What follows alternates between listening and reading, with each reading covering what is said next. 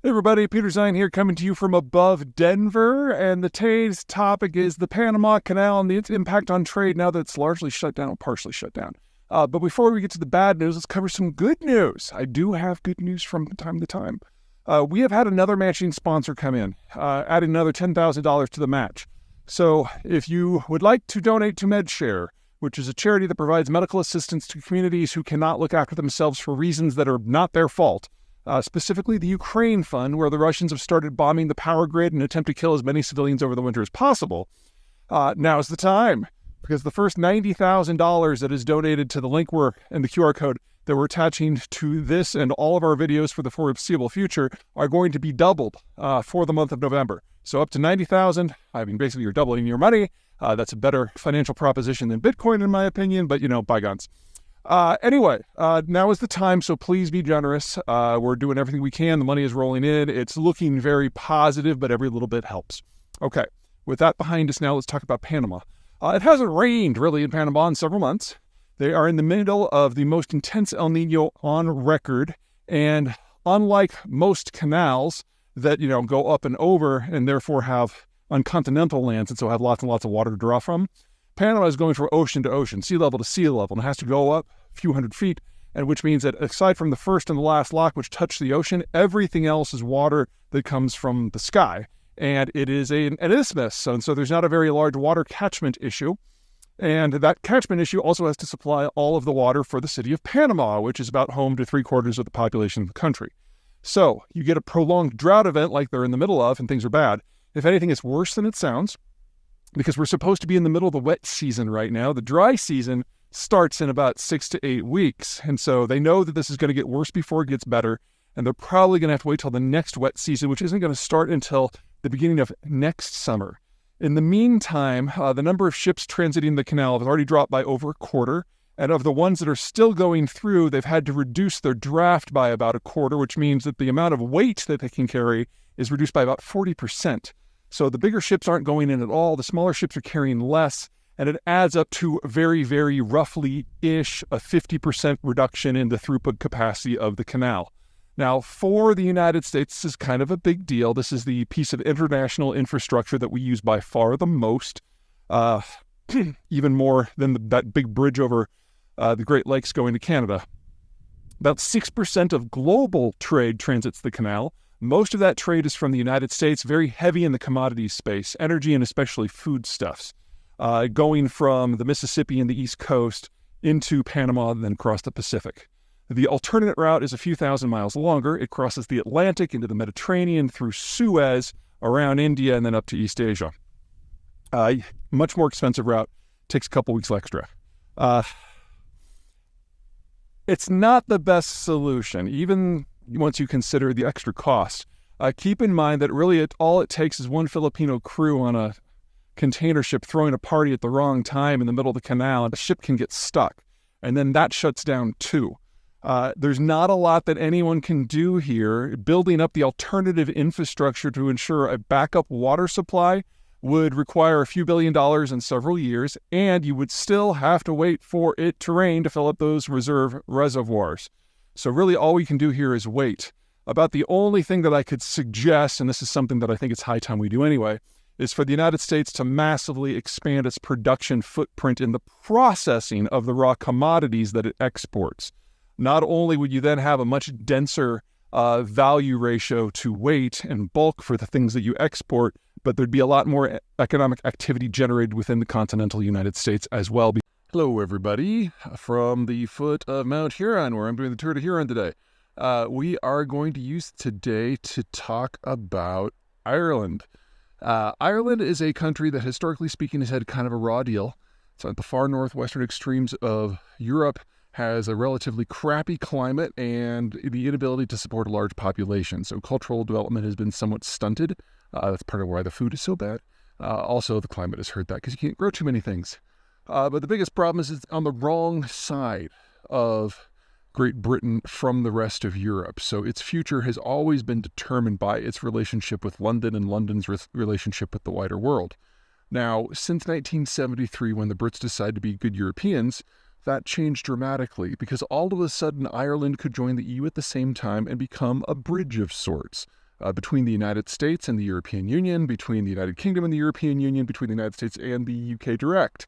And being the broker and benefiting from access to the greater European market, as well as development funds, Ireland was able to go through the most rapid economic transformation of any country in the European space. And in a very short period of time, roughly 45 years, it went from the poorest country in Western Europe to the richest in per capita terms, unless you include the divorce capital of the world, Luxembourg, among the real countries. This was amazing. And Ireland became a biotech, a financial, and an infotech center. However, all of the same problems and evolutions that are causing countries and states and provinces the world over to kind of reassess have come for Ireland too. Number one, when you go through very, very rapid economic development, the population moves from the countryside to the cities very, very rapidly. It's the China story, it's the Taiwan story, it's the Korea story, it's the Ireland story. And so Ireland basically had this period of 40 years where everyone was becoming a yuppie and no one was having kids. And all of the money that would normally be spent on child rearing was instead spent on education and infrastructure development. It's a great story, but you can only do it once. And because the birth rate has been so low for so long, Ireland is in danger of flaming out over the next 30 years. Not as fast as, say, the Chinese or the Koreans will, but in the same kind of scope of problem. Second, Ireland is a bridge, and when the UK left the EU, that was a big flashing red siren. Because if the UK is going to negotiate its own deals, then it's going to have independent access to all of these places. And all of a sudden, the bridge that is Ireland doesn't matter so much. Now, the Brits have been uniquely incompetent and wallowing in narcissistic irrelevance ever since the Brexit vote. They've refused to admit that the only path forward for them is a crippling deal with the United States that will give them access to the NAFTA system, but at the cost of any sort of economic sovereignty. Until they accept that, Ireland is still the bridge. And so we're kind of in bonus time. We're kind of in a grace period right now. But sooner or later, the Brits are going to bite the bullet, do what they need to do, and then everything that has made Ireland special from a geopolitical point of view goes away almost overnight. And then they are left with a relatively childless society that has access to the EU, but no longer qualifies for development funds, and no longer serves as a bridge to anywhere, and is simply physically too far removed to matter economically unless they can find a way to go up the value-added scale very, very quickly. Now, the Koreans have shown that that is possible. The question is whether it's sustainable when you don't have a replacement generation. And then finally, there's the capital issue. As everyone ages into mass retirement, the volume of capital that we've become used to seeing for the last 30 years goes away. And for a country that's small like Ireland that has to import most of its capital anyway, that really is the kiss of death. So Ireland, like many other places, needs to reinvent itself. It needs to find a fundamentally new model because the one that they followed very successfully for the last half century is gone. The question is whether they can do that in an environment of demographic degradation and breaking trade links. Oh, I talked about the economic. I forgot the strategic. That's one of Colorado's 6 grizzly peaks behind me. Ireland only has strategic options as London allows. And in the post-1973 era, when the Brits have been European and, for the most part of the EU, that's been wonderful. That's not the case anymore. Sooner or later, the Brits are going to start acting like Brits again. And when that happens, the strategic options that Ireland have are going to shrivel to 2. Number one, they can attempt to exist in direct hostile opposition, in which case the Brits will treat them like they have through most of history.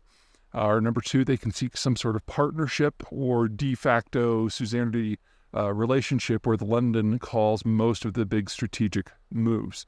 We're not there yet, and even if the Brits decided that they had a master plan today, it's not like it's going to happen soon. But Britain does have the world's 3rd most powerful navy. What you're looking for us to get to a point where this might actually be an issue is the Brits able to operate their navy independently of the United States. Because of budget cuts and austerity and economic crises, Military spending in Britain has been redirected towards land operations as part of the War on Terror, and yet they never gave up on the two supercarriers that they're now operating, the Queen Elizabeth class. But they lack enough supporting naval vessels to provide independent carrier groups. So the Americans are providing that, which means that the Americans have not a veto capability over the British Navy, but the ability to direct it completely. And as long as that is the case, the Americans think fondly enough of the Irish that London won't be able to act like it normally does towards Dublin. This is not for forever. Eventually, the Brits are going to come back into their own, and this will be the strategic question for the Irish. Not today, not tomorrow, but relatively soon, strategically speaking. Now, the Americans aren't going to just do nothing. I would argue that the Irish lobby in Washington is actually more powerful, especially in Congress, than, say, the Israeli lobby. But Ireland is just not a top-tier issue for us so long as the Brits are allies, and they are, and that's not going to change. So over the course of the next generation, the Irish need to come up with a fundamentally new economic model